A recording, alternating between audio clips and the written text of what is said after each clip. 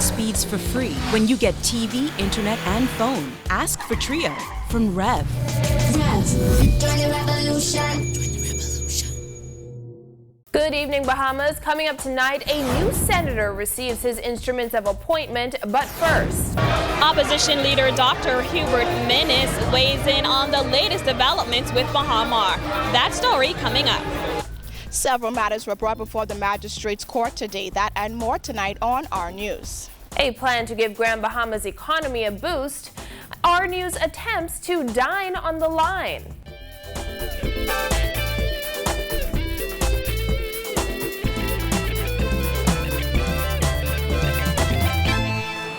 Welcome to Our News. I'm Christina McNeil. Thanks for joining us. Topping news tonight, Free National Movement leader Dr. Hubert Minnis has accused Prime Minister Perry Christie of taking a back seat in the Baha Mar matter.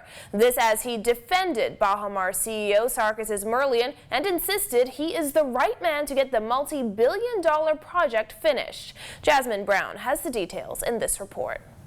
Minnis says the latter only proves that the Christie administration has failed to properly address the Baha Mar matter. Dr. Minnis spoke with Our News minutes after newly appointed FNM Senator Dr. Dwayne Sands received his instruments of appointment, an event attended by Sarkis Merlion. Minnis said the letter highlighted the need for the Prime Minister to be more involved in getting the Baha Mar project back on track.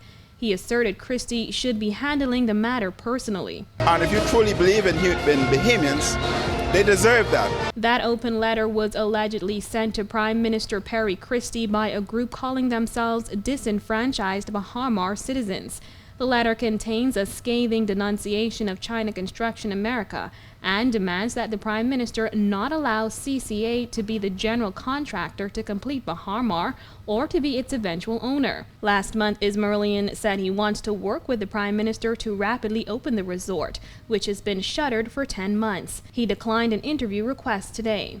When asked why Merlion was present at the ceremony this morning, Minnis gave this response. Same reason why you're here. He was invited for swearing in of a senator. He has a right to go wherever he chooses within the Bahamas. The FNM leader also defended Merlion's stake in the multi-billion-dollar resort. And I would hope that he is offered or given the opportunity to complete the Baha Mar project. He understands that project. He has been with it from infancy. He knows everything about it. It is his dream. Who would know it better than he? Earlier this month, Baha Mar receiver-manager Raymond Winder expressed optimism that a new owner for the $3.5 billion resort will be chosen before fall. The project is now in receivership. Reporting for Our News, I'm Jasmine Brown. Thanks, Jasmine. Well, former director of Baha Mar, Dionisio D'Aguilar, also weighed in on efforts to negotiate a deal, telling Our News he is dumbfounded by the Christie administration's decision to continue to do business with the Export-Import Bank of China. Vonique Toot reports. I mean, when you send a lawyer and a career civil servant to negotiate a business deal, the odds of success are always low. Amid reports that a team was sent to China over the weekend to negotiate a new deal with China Exim Bank, former Baha Mar director Dionisio D'Aguilar once again expressed doubt over their ability to get the multi-million-dollar resort completed and opened. We understand Sir Baltrin Bethel and Attorney General Alison Maynard Gibson were in China to finalize the terms of a new deal. However, D'Aguilar says he can't understand why government officials continue to entertain Chinese officials. I admire the Prime Minister for making an attempt to get this project going. There's no doubt about it. He's working hard. However, the Chinese have burnt him once before, and I don't understand why he's continuing to do business with them. Because they don't deliver. They don't come through on their promises. And to be sitting down with China State Construction, who in my humble opinion are the main reasons why this project has ground to a halt, it dumbfounds me. People who label themselves as disenfranchised Baha Mar citizens reportedly sent an open letter to Prime Minister Perry Christie. They said, "We are reading headlines that the resort's previous general contractor, China Construction America, is in the running to both bid for the project as well as begin work on the project before a bidder has been chosen." The letter continues, "CCA has proven to be a serial bad actor in its dealings in the Bahamas and certainly at Baha Mar." D'Aguilar agrees, asserting it is up to Bahamians to hold government officials' feet to the fire. The Prime Minister, I think, is getting really annoyed. And I think he's quite justifiably upset that nothing has happened. And he realizes that his political future depends on this project.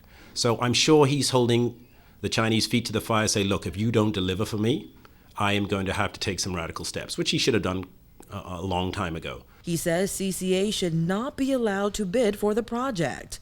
Absolutely not. I think it's very incestuous. China Exim Bank is owned by the Chinese government. China State Construction is owned by the Chinese government. It would be a very flawed process if they were to emerge the victor. I don't think they have the best interests of the Bahamas at heart, not like a private individual does, and nothing that is run by a government entity is successful. The former Baha Mar director advised government to go with the person who started it all, developer Sarkis Merlian. Reporting for our News, I'm Vonique Toot. Thanks, Vonique. From the courts, a 23-year-old man has been charged in connection with last week's murder on Burial Ground Corner. Giorgio Bain has the details. 23-year-old Richard Brown of Mason's Addition appeared before Magistrate Constance Delancey today to answer to several charges, including murder. It is alleged that on Wednesday, May 18, 2016, while in New Providence by means of unlawful harm, Brown did intentionally cause the death of 28-year-old Devano DaCosta of McCullough Corner. Brown was also charged with attempted murder. He is accused of attempting to cause the death of Shavano Ramming.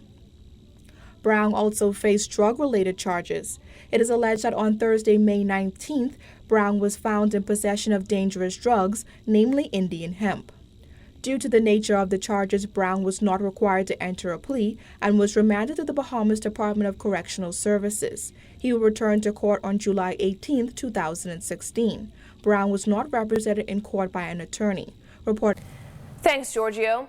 Also from the magistrate's courts today, two 16-year-olds, one from Sandilands Village and the other of Heritage Lane, were charged with attempted murder and robbery. The pair appeared before Magistrate Constance Delancey. According to police, the pair attempted to cause the death of John Alcinor Petit Homme on May 17th. Police say the pair was also armed with a knife when they attempted to rob Petit Homme.